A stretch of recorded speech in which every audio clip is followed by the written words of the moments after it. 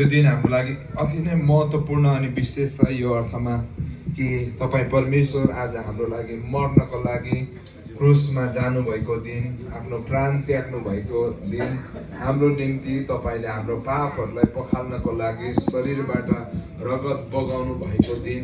प्रभु तपाईँलाई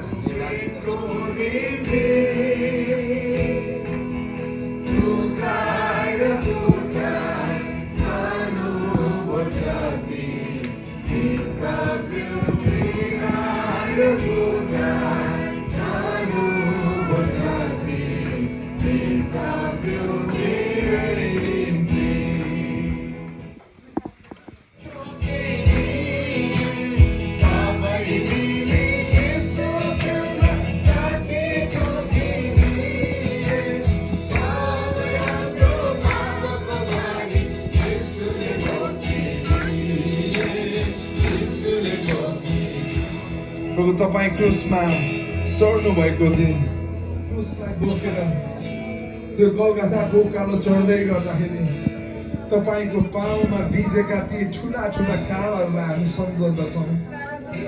प्रभु हामी तपाईँलाई धन्यवाद दिँदछौँ।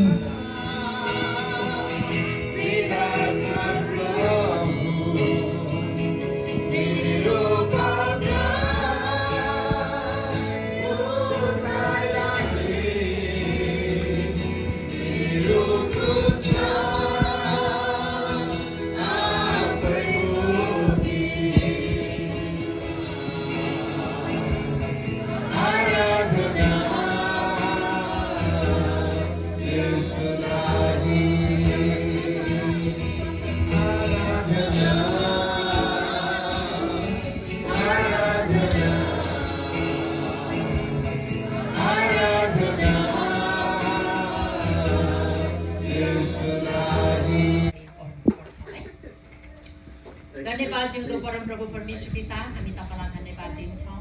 प्यारो प्रभु, साँच्चै तपाईँ जिउँदो प्रभुले आजको दिन हामीलाई दिनुभएको हल्का लिनबाट मलाई बचाउनुहोस्।